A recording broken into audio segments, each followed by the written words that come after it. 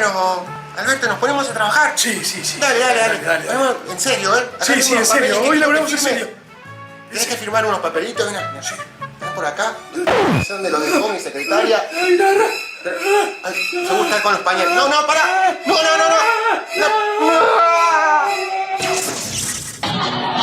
En mi alma hay una flecha vacía, es la del día que dijiste que tenías que partir. Buenas noches, bienvenidos, bienvenidas. Gracias por sintonizar Brotes Verdes como cada martes aquí en la pantalla de C5N. En exclusivo, en instantes, vas a ver algo que no se vio todavía en la prensa argentina. Todavía nadie contó acá una historia que está recorriendo el mundo. La historia de los fundadores del sindicato de Amazon.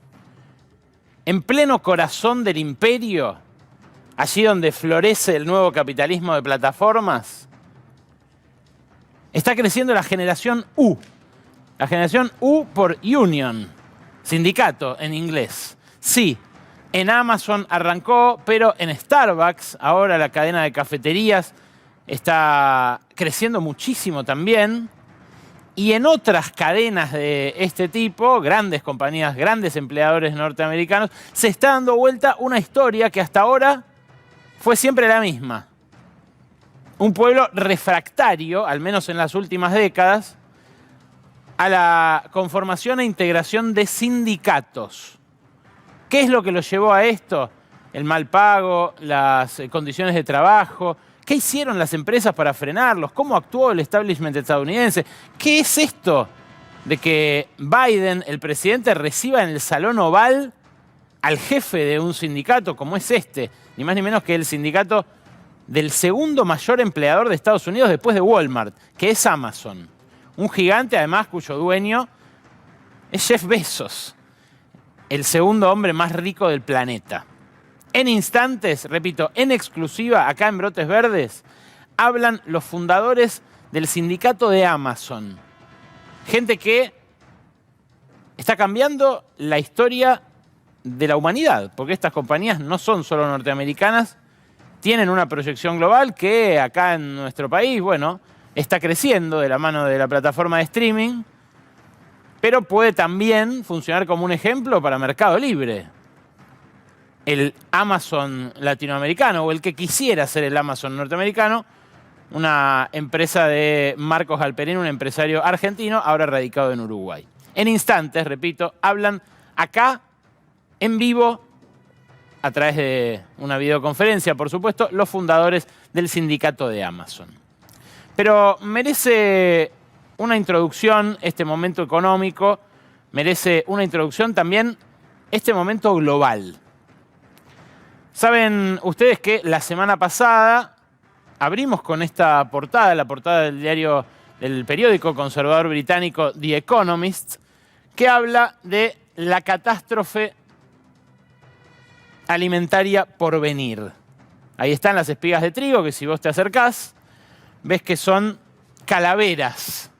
Y por supuesto, esto llega después de la advertencia que hizo el presidente del Banco de Inglaterra, Andrew Bailey, también lo hablamos acá. Andrew Bailey dijo que esperaba aumentos catastróficos del precio de los alimentos a nivel mundial. Lo dijo hace 2 semanas, no lo dijo a principios de la guerra en Ucrania. Lo dijo hace 2 semanas cuando ya había subido 80% el precio del trigo. Aumentos catastróficos del precio de los alimentos y hambrunas no solamente en países pobres, sino también en países en desarrollo.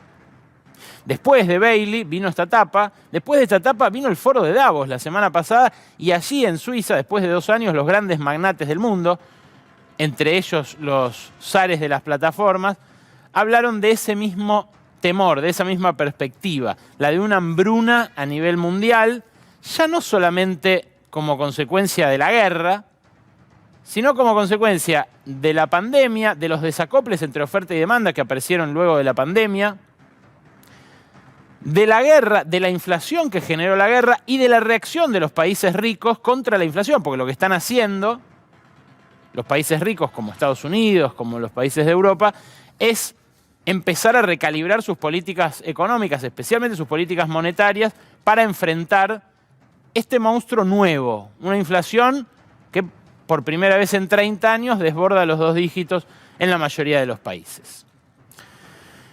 Bueno, en ese contexto es que acá se da la aceleración inflacionaria a un ritmo también desconocido en 30 años, pero con un piso mucho mayor.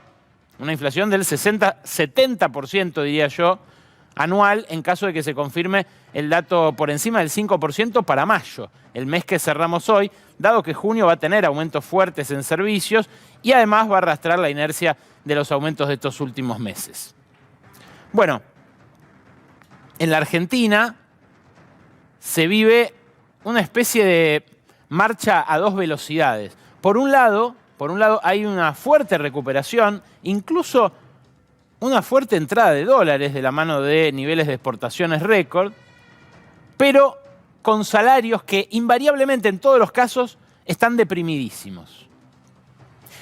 En este gráfico que hizo la consultora P/Q, lo que se ve es cómo incluso en los sectores que están no solo por arriba de la pandemia, sino por arriba de su pico histórico. Acá está comparado, por ejemplo, primer trimestre de 2022 contra primer trimestre de 2018. En todos los casos, la variación del salario real es negativa frente al mejor momento del macrismo, ya no al momento después de su debacle, frente a diciembre de 2017. Fíjate, en el sector primario, la agricultura tiene más empleo, pero menos salario, a pesar de tener más actividad. La pesca es un caso especial, viene realmente muy lastimada, pero también el salario cae y también cae el empleo.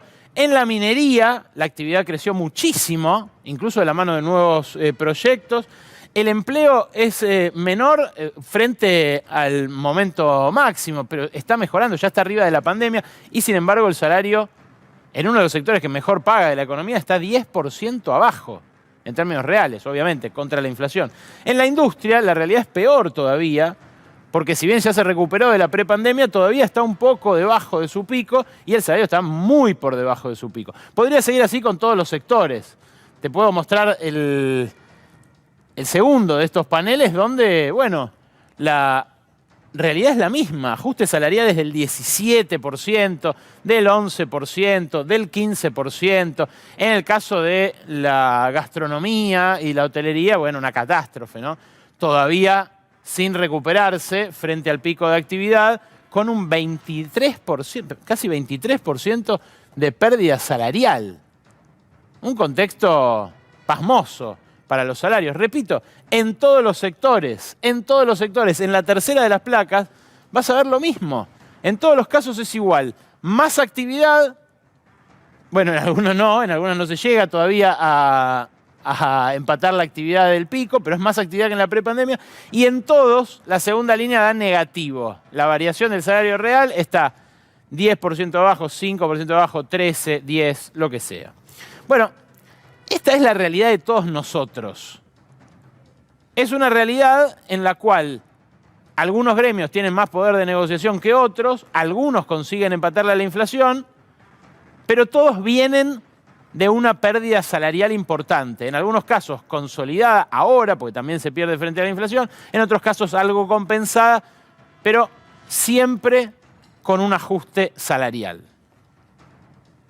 No es la realidad de todos los argentinos, porque hay un auge de los precios de las commodities que exporta el país y eso redunda en mayores ingresos para los exportadores y particularmente para los productores de proteínas.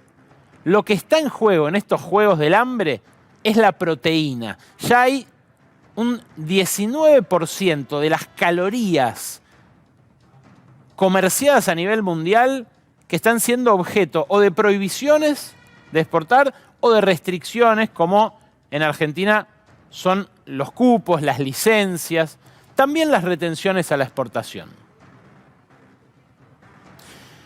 Cuando uno le hace esta pregunta a algún representante del sector agroexportador, lo que dicen es: nosotros no podemos pagar ningún impuesto más. Pero ¿cómo? Si el trigo vale 80% más que en enero de este año. No podemos porque también nos subieron los costos, dicen ahí. La semana pasada te mostré, en base a la revista Márgenes Agropecuarios, cómo el gasoil en toneladas de soja, por ejemplo, está más barato que nunca. O cómo un tractor en cantidad de vaquillonas está también más barato que nunca. O sea que los costos del sector agropecuario no subieron tanto como los precios. Esta es una buena manera de correr la hojarasca y de pensar juntos quién gana y quién pierde en términos de economía política en la Argentina. El gobierno ahí entra a dudar porque dice, bueno, yo quisiera poner retenciones, pero no puedo porque en el Congreso voy a rebotar. Después aparece el ministro y dice, no está ni siquiera la intención. Cuando digo el ministro Guzmán acá, por ejemplo, pero también el ministro de Agricultura por Twitter. Después sigue la discusión y uno empieza a ver realmente cuál es el eje de la impotencia oficial. Y el eje es político, es una oposición embanderada en contra del salario, curiosamente, pero con chance de ganar las elecciones del año que viene, embanderada en contra del salario. En esa misma revista que te cité la semana pasada, la revista Márgenes Agropecuarios, una revista súper especializada del sector, con planillas, con datos, que, obviamente está consustanciada con los intereses del sector en el cual trabaja, se ven las series largas de valores y de costos de todos los cultivos. Y con solo mirar esos cuadros y convertirlos en gráficos como este que te voy a mostrar ahora, lo que se ve es que nunca se ganó más plata que ahora con estos precios en la producción agrícola, específicamente en la pampa húmeda argentina. Fíjate, en verde tenés el precio neto de costos de comercialización que rige en la Argentina para, en este caso, el trigo, un ejercicio de 20 quintales que hace esta revista. Una explotación promedio, pero corramos la cantidad, no importa la cantidad que produzca. Lo interesante es la dinámica. ¿Cómo pasó de esos valores en enero de 2015? ¿Cómo fue aumentando? Y cómo ahora esos valores, el valor verde, que es el precio en dólares neto de costos de comercialización, y cómo evolucionó el costo total que tiene para producir eso por ejemplo, en este caso, productor de trigo. Fíjate, si era 387 el costo en enero de 2015, hoy, mayo de 2022, el costo aumentó a 638. Ahora, en ese mismo lapso, el valor neto que percibe el productor por esta cantidad de quintales aumentó de 392 a 1.131. Repito, lo que aumentó de 387 a 638 son los costos, lo que aumentó de 392 a 1.131 son los valores que percibe, el ingreso neto del productor. ¿Qué es lo que genera esto? Que de un cultivo que no tenía prácticamente rentabilidad en enero de 2015, cuando regían retenciones del 23%, el doble que las de ahora, y cuando el precio estaba muy por debajo del actual, ese mismo cultivo pasó a tener de esa rentabilidad casi nula, casi negativa, de $5, a tener una rentabilidad de casi $500 ahora. Esto es el margen bruto de producir trigo en Argentina. 100 veces más. Fíjate en este último tramo, vení, cómo aumenta. Ahí puse los valores mes por mes. La rentabilidad que podían esperar en enero de este año era de $300 y ahora es de casi 500. O sea, no están todos igual que nosotros, los asalariados, las pymes, los cuentapropistas. En definitiva, los que vivimos o trabajamos en el mercado interno. No estamos todos igual.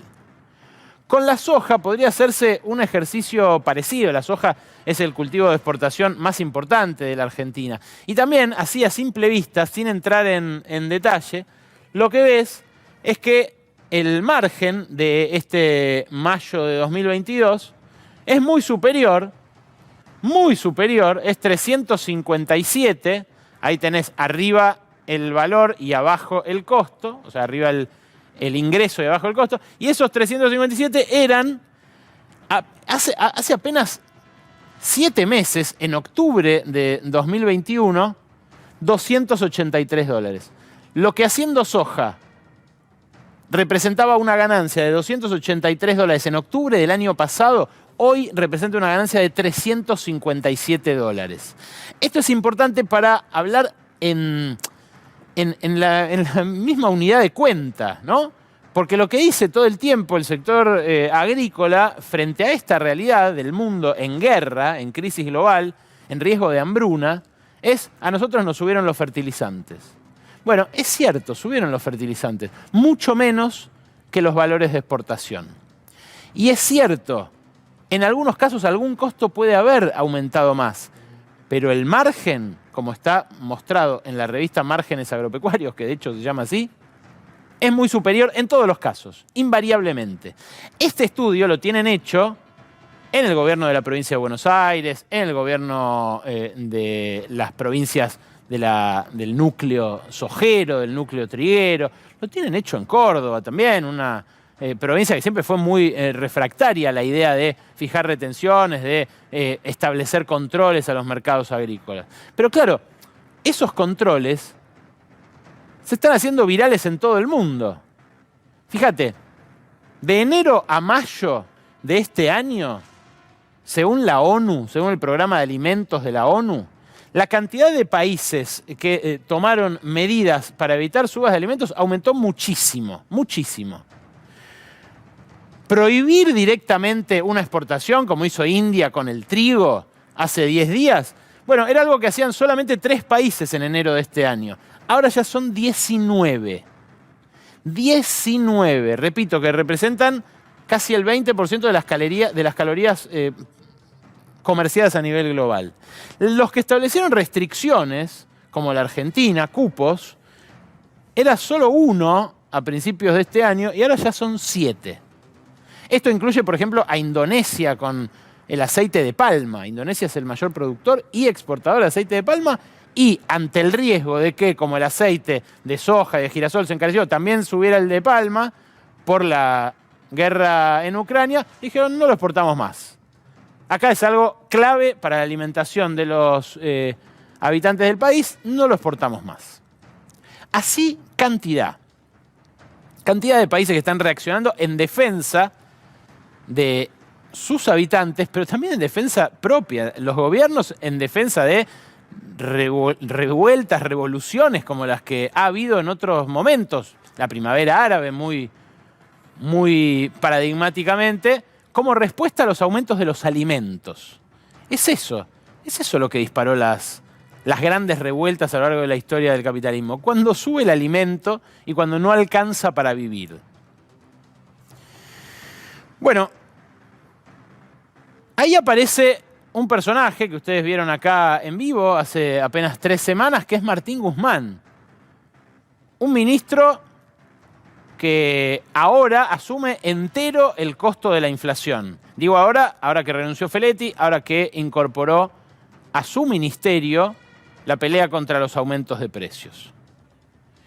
Esta pelea viene complicada: 6,7% de inflación en marzo, 6% en abril, probablemente más del 5% en mayo, y en junio un número parecido. Pero Guzmán se tiene confianza. El presidente, cada vez que puede, lo ratifica, aunque en privado a veces habla de la posibilidad de su reemplazo. Guzmán, por las dudas, se blinda.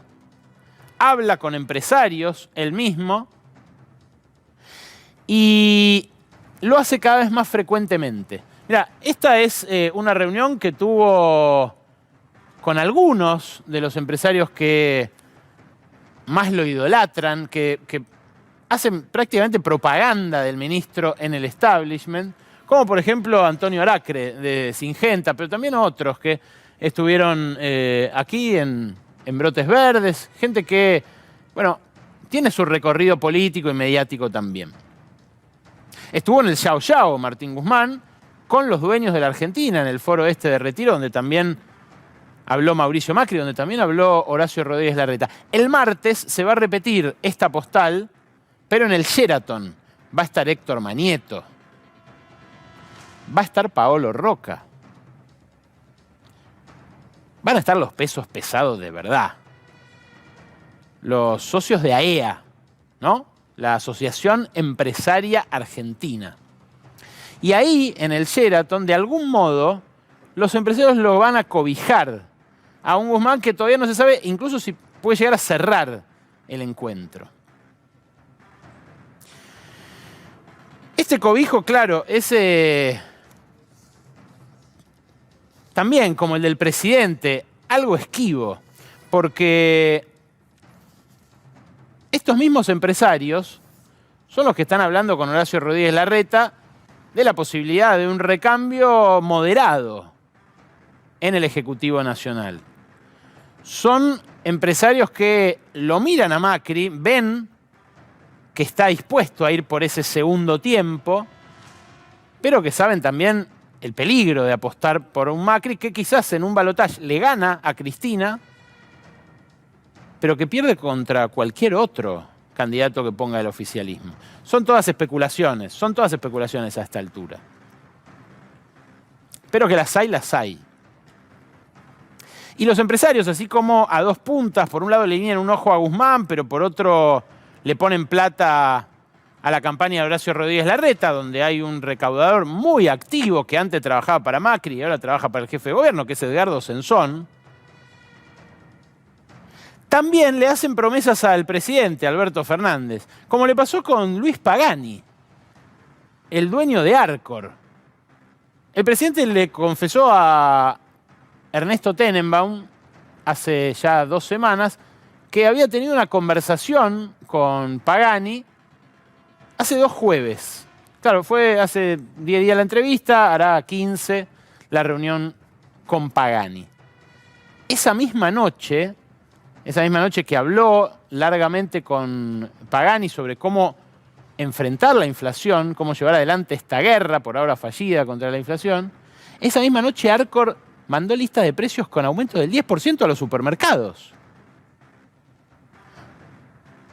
No lo hizo Pagani por celular mientras estaba con el presidente, pero lo habrá hecho Kaufman, Brea, o sea, su equipo. O sea, la orden estaba dada cuando fue a hablar con el presidente. Fíjense ustedes hasta qué punto la falta de autoridad presidencial empieza a permear, a percolar la macroeconomía en todas sus variables. Arcor también había sido de las que subió precios preventivamente cuando Alberto Fernández le declaró aquella fallida guerra a la inflación, recordarán ustedes, ¿no? Que hubo una semana en la cual, bueno, el viernes arranca la guerra contra la inflación, el miércoles metieron un bombardeo preventivo, porque claro, se le anuncian un ataque, imagínense, ¿no? Al margen de lo inconveniente de una metáfora así, cuando caen bombas de verdad acá en nuestro mismo planeta. Pero la inflación es como un tic-tac que lo corroe a Guzmán, que lo corroe a Alberto Fernández, cuando falta 1 año para la campaña. 1 año. 15 meses para las elecciones, 1 año para que arranque la campaña fuerte y menos para que los gobernadores, que suelen ser como esos pajaritos que tiran en la mina, adentro de la mina para ver si falta el oxígeno, los gobernadores se dan cuenta al toque. Y empiezan a jugar para la propia, cuando ven que la lista de arriba empuja hacia el abismo. Eso se lo están empezando a dar cuenta, los gobernadores claramente. Pero antes que eso, hay una jugada del oficialismo para enfrentar al Fondo Monetario de la mano de un viejo conocido, Roberto Lavagna. A Roberto Lavagna lo fue a consultar Gustavo Vélez a su campo de Cañuelas. Se habló en realidad de que había sido una conversación larga del presidente con Lavagna, después se especuló con un encuentro físico. La verdad es que Lavagna cumplió 80, está más entregado a la vida familiar que a otra cosa, muy contento con sus nietos, no quiere hablar en los medios, lo que le insistí para entrevistarlo acá, no hay caso. Pero a Lavagna le llegó Gustavo Vélez, que suele ser enviado por Alberto Fernández para estas para estos encargos específicamente, a preguntarle a quién pondría en lugar de Guzmán. Ya había contestado Lavagna que pondría a Zarghini, a Jorge Zarghini, la oveja, un hombre que es diputado suyo, pero cordobés, pero que además fue funcionario en la provincia de Buenos Aires, es un economista del dualdismo en su momento, de Lavagna hoy. Esta vez, hace un mes, no le dijo lo mismo. Lo que le dijo a Belis, Lavagna, fue: el problema no es económico, es político. Así que el que tiene que asumir es Sergio Massa. Sergio Massa rodeado de un equipo de economistas que pueda explicarle a la sociedad cuál es el problema de hoy y cuál es la necesidad o el sacrificio que requiere el momento para luego salir de esta encerrona. Bueno, es el escenario que quiere hacer prosperar también el propio Sergio Massa, que hizo trascender después una reunión con sus economistas, con Martín Redrado, con Miguel Peirano, con Martín Rapetti, con Diego Bossio. En fin, una reunión donde Massa pretende mostrarse con volumen político y poner en valor algo que hoy por hoy es el único que lo tiene, que es que habla con Alberto, habla con Cristina y habla con Máximo Kirchner. Claro, esa remake, la de un superministro que enfrente al Fondo Monetario, es la remake de un Lavagna que salió exitoso de aquel trance, pero de un Massa que no la tiene asegurada. Le preguntaron si se anima, y sí, claro, quiere ser presidente. Sergio Massa ha juntado las voluntades necesarias para hacerlo, tiene la audacia necesaria también, y tuvo la paciencia de esperar, pero tiene un problema. Igual que Cristina, igual que Alberto, este gobierno, estos resultados. Y claro, ahora también tiene el problema del Fondo Monetario. Al terminar el mes que empieza mañana, o sea, dentro de 30 días, vamos a tener la certeza de algo que hoy, los que seguimos la economía, sospechamos con mucha probabilidad, que es que se va a romper el acuerdo con el Fondo Monetario.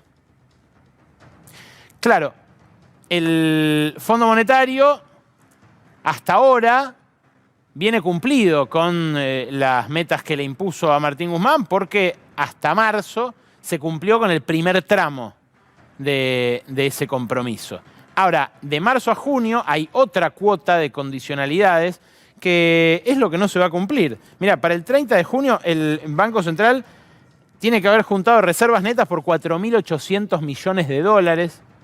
No debería haber transferido más de 438.000 millones de pesos al Tesoro en adelantos transitorios. Ya lleva cerca de 300.000. Claro, son datos que se van a conocer en 30 días. Unos días después se va a conocer el resultado fiscal, donde la meta se va a cumplir solamente en caso de que este mes haya ajuste. Ajuste en la obra pública, por ejemplo. Bueno, acá tenés, por ejemplo, lo que debería estar pasando, según la meta, con las reservas del Fondo Monetario. Este es un gráfico del Centro de Estudios Scalabrini Ortiz. Lo que debería estar pasando con las reservas y lo que está pasando en realidad en la línea verde.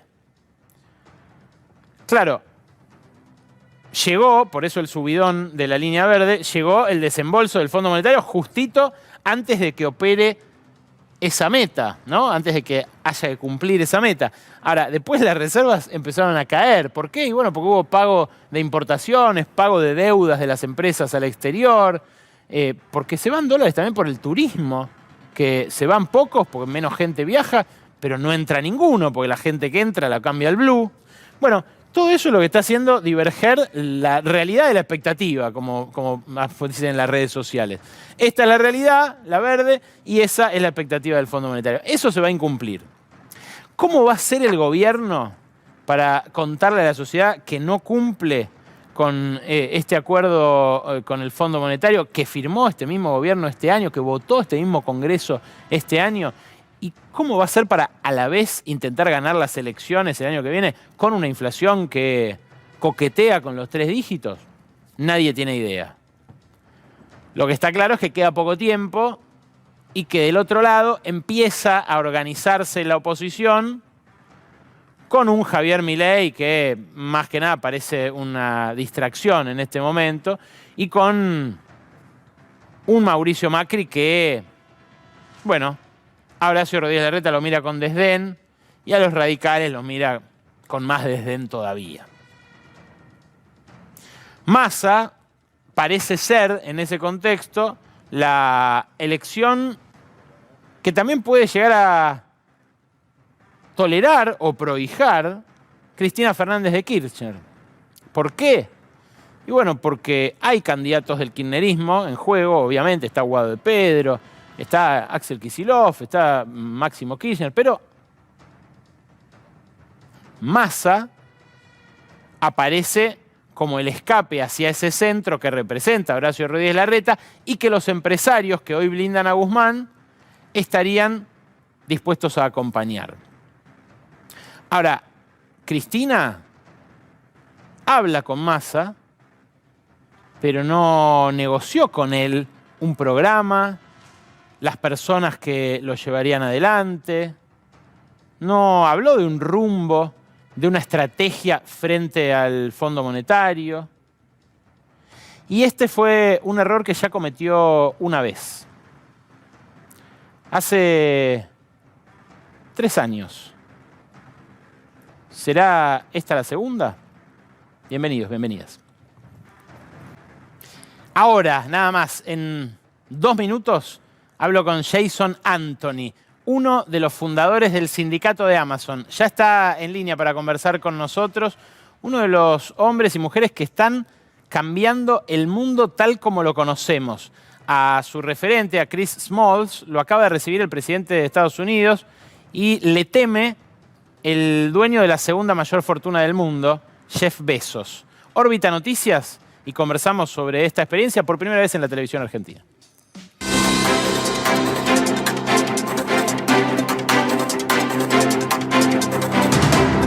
Buenas noches, esto es Órbita Noticias, un noticiero intergaláctico con el ojo puesto especialmente en el planeta Tierra. Vamos a las noticias. Desde que descendieron de los árboles, los seres humanos han desarrollado comportamientos que les permiten convivir en sociedad de modo civilizado. Estos se agrupan en una serie de códigos de etiqueta denominados buenos modales. Los buenos modales garantizan que la sociedad se construya sobre valores como la solidaridad, la cooperación, el respeto y sobre todas las cosas, la verdad. Heredamos una Argentina en el tercer subsuelo. Prometí un edificio de 50 pisos, iba por el piso 8 y me dijeron, esto no eran 50, vuelvo a la salida. Claro, cuando a uno lo agarran en una mentira, se pueden hacer 2 cosas, decir la verdad o directamente doblar la apuesta. ¿Cómo se arregla, digamos, una inflación del 70% anual? No, ya estamos viajando al 100% anual. ¿Cómo se arregla? Empezando por lo básico. Lo básico que la Argentina no arregla hace décadas. Y que habíamos logrado llegar a arreglar en el 19. Que es no gastar más de lo que ingresa. Pero decir la verdad es solo una parte de los buenos modales. Otra muy importante es hablar sin pelos en la lengua, separando la paja del trigo. Es un pelotudo Alberto Fernández de haber hecho eso. Un recontra pelotudo, pero no es un hijo de puta. Las conductas de hijo de puta corresponden a otra situación. Bueno, a lo mejor un poquito de pelos en la lengua no vienen del todo mal, porque tampoco es que uno pueda ir por la vida diciendo cualquier cosa que se le pasa por la cabeza. La buena educación también es poner un límite. Vos podés opinar lo que quieras. Si yo te digo lo que yo pienso, ¿qué querés que te diga? ¿Lo que vos pensás? No, al contrario, ¿Lo que vos querés escuchar? No puedo creer que... No, olvídate, pensá lo que quieras. Con todo respeto, Jorge, quiero que te vayas del programa. Porque puedo escuchar toda la noche lo que vos decís, pero estás justificando a un presidente como Alberto Fernández, que es un cínico, un siniestro. No me importa que a vos te moleste que nosotros le pongamos calificativos. Hay gente que se suicida, hay gente que perdió sus pymes, hay gente que se siente estafada, hay gente que se siente una mierda. Los chicos se quedaron sin educación, los pibes fuman paco, infran ni hablar.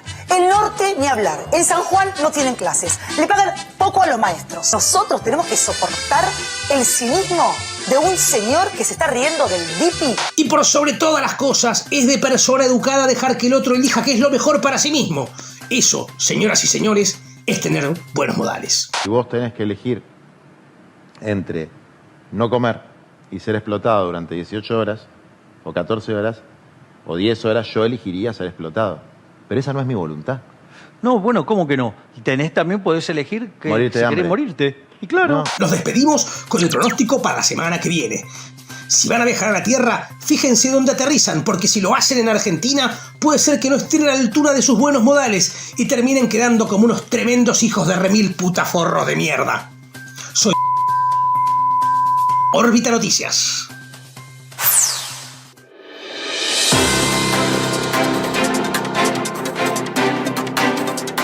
El mundo se conmovió cuando en una desigual pelea a lo David y Goliat, los empleados de Amazon votaron para formar su propio sindicato.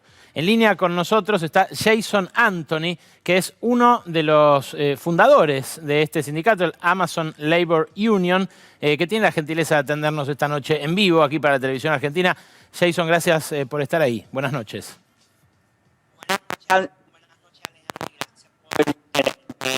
Esta noche. Bien, estamos ahí mejorando el sonido de la comunicación. A ver, ¿qué pasó? Ah, bueno, ahí le van a mejorar el sonido de la comunicación de origen, porque tenía esa falla. Empezó la historia en Staten Island, ahí, enfrente de Nueva York, y la historia se proyectó a todo el mundo. Jason, ahora sí, te escuchamos bien. Contame, ¿qué es lo que les permitió a ustedes derrotar el histórico rechazo de los trabajadores de Estados Unidos a los sindicatos? ¿Fue el pago? ¿Fue las condiciones de trabajo? ¿Fueron las dos? Contame. Pues, Alejandro, fue el combinación de ambos.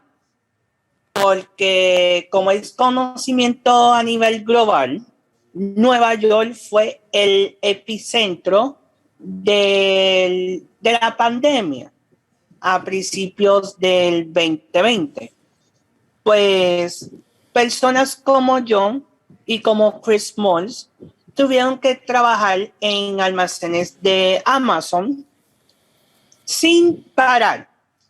Y entonces él tomó la iniciativa propia, siendo él asistente de gerente, denunciar las condiciones improbables que habían dentro de esos almacenes, donde la compañía en esos tiempos no nos proveían mascarillas ni desinfectantes, donde en aquellos tiempos, Alejandro, teníamos casos diarios que habían personas enfermándose, donde habían fiestas y donde la cosa era como si nada hubiese ocurrido. Amazon en ese contexto no les proveía a ustedes los elementos de seguridad para enfrentar la pandemia, pero ¿qué otras cosas afloraron? ¿Qué otras condiciones eran inaceptables para los trabajadores? Y entonces, entre otras cosas, Alejandro, tenemos que trabajar entre 10 y 12 horas diarias en estos almacenes que equivalen, o sea, tienen el mismo tamaño de entre 15 a 18 campos de fútbol, donde estas personas, o sea, en tiempos pre-pandemia, no podían tener sus teléfonos celulares en ningún momento y estar totalmente desconectados del mundo exterior. Y entonces, gracias a nuestras acciones, Amazon tuvo que implementar un cambio permanente a su política que les permitiese a sus empleados a nivel de todo Estados Unidos que los empleados tuviesen que tener sus celulares en todo momento. No solamente por la pandemia, sino debido a un suceso que ocurrió en el sur de Illinois, donde 6 empleados lamentablemente fallecieron debido a un tornado. Esto, Jason, tuvo como corolario el intento de organización de ustedes. ¿Qué hizo la empresa cuando notó que empezaban a hacerle un reclamo colectivo? ¿Cómo reaccionó? Pues la empresa reaccionó de manera negativa y entonces, ¿qué hizo Chris Moss? Él siendo padre soltero de 3 hijos, tomó iniciativa propia, obviamente defendiendo el derecho de sus empleados.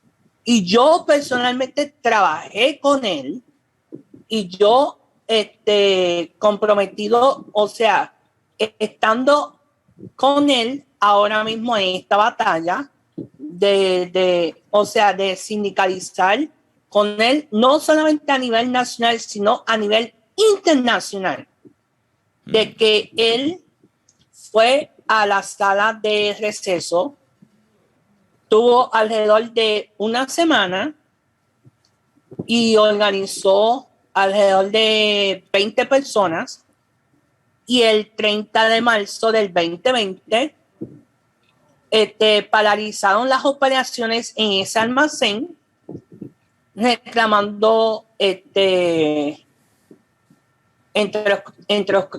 otras cosas mayores protecciones y que se nos respetara como empleados esenciales, claro, que éramos en ese tiempo. Interesante. Y entonces, Alejandro, 2 horas después, viniese el asistente de gerente general del almacén y lo despidiera por teléfono. ¿Qué pasó ahí?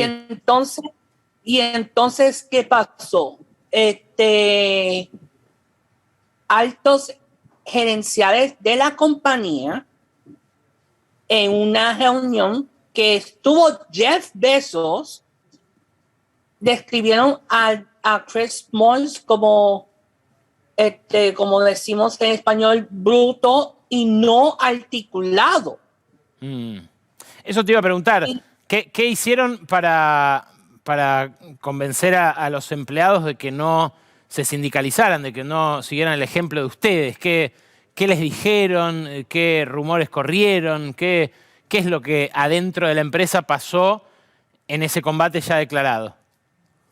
Pues en el proceso, pues ya cuando la elección, cuando ya se firmó la petición de la elección, que eso fue el año pasado, pues Amazon contrata a compañías que obviamente se les paga en efectivo, porque ellos, o sea, Amazon tiene que declarar ciertos documentos al Departamento de Trabajo de Estados Unidos, y estas otras compañías que Amazon contrata tienen que hacer lo propio.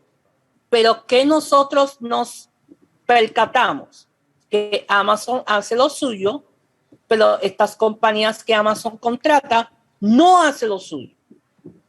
¿Por qué? Porque Amazon les paga en efectivo. ¿Para qué?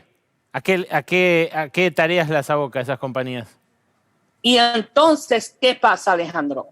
Amazon hace acuerdos con estas compañías alegadamente independientes para convencer a trabajadores para no sindicalizarse. Campaña negativa, digamos, una especie de lobby, pero sobre los empleados. Eso es lo que hicieron. Exacto. Y entonces, ¿qué sucede? Últimamente se ha visto tendencia que traen gente de habla hispana. Mirá, interesante. Toda la estrategia. Sí, claro. O sea, toda la estrategia que Amazon trae, y entonces nosotros tenemos gente hispana que está entre ellos, está este servidor, está Karen, está Michelle, entre otros. Claro, ustedes hacen la contracampaña con los empleados hispanos de Amazon para compensar ese lobby.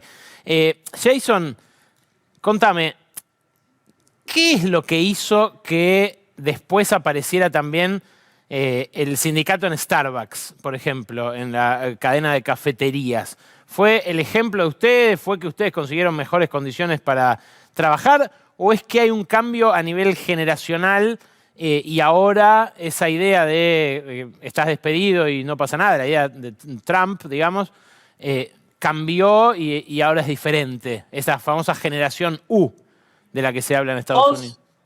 O sea, Alejandro, lo de Starbucks pasó al mismo tiempo.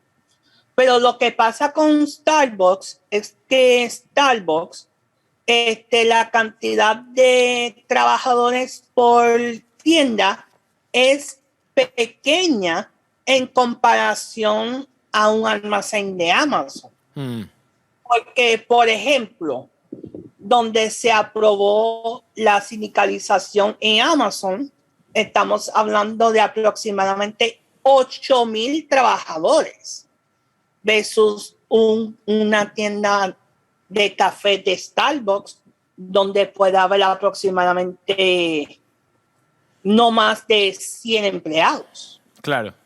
Ahí lo que hubo fue una política de combate a la sindicalización en la cual, por ejemplo, les prohibían a los empleados decir si un café era pedido por alguien que mandaba en su nombre un mensaje a favor del sindicato. Ahí estamos viendo una imagen justamente de una congresista que pidió un café bajo el nombre Union Strong, ¿no? O sea, Exacto, o sea, y estamos también compañías como Apple, que también está haciendo lo propio.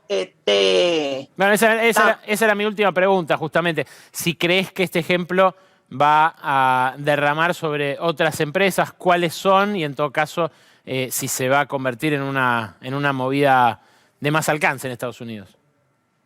La respuesta es que sí, Alejandro, y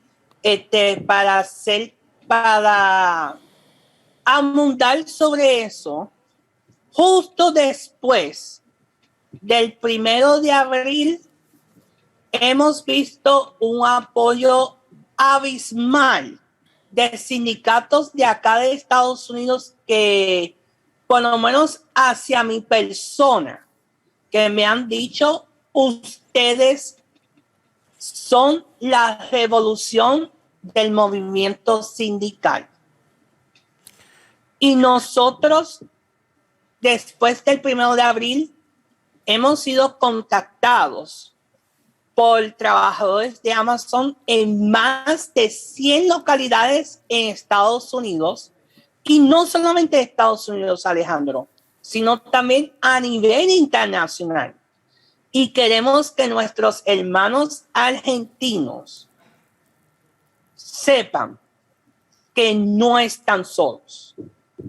Jason. Que se organicen dentro de sus centros de trabajo y que si se sienten, un ejemplo, hostigados o lo que sea, denúncienlo. No se queden callados. Jason, muchas gracias por este rato que nos regalaste y bueno, vamos a seguir este tema en detalle porque realmente es algo novedoso para la economía mundial y con impacto en países como el nuestro. Te mando un abrazo. Un abrazo, Alejandro, y muchas gracias. Avisos y en instantes un datito para cerrar Brotes Verdes. Quédate. Hay una obra que se supone puede ayudar mucho a la balanza de pagos de la Argentina y también a la macroeconomía, que es el gasoducto a Vaca Muerta. Viene muy tironeado, se anunció durante el gobierno de Macri, no lo pudieron hacer. También vinieron a los tumbos desde que asumió Alberto Fernández, pero esta semana, ayer más puntualmente, se conoció la renuncia de Antonio Pronsato, el asesor de Enarsa que estaba a cargo de la licitación de este gasoducto. Dijo, no puedo más, se están tiroteando unos y otros aquí en la interna energética, me voy.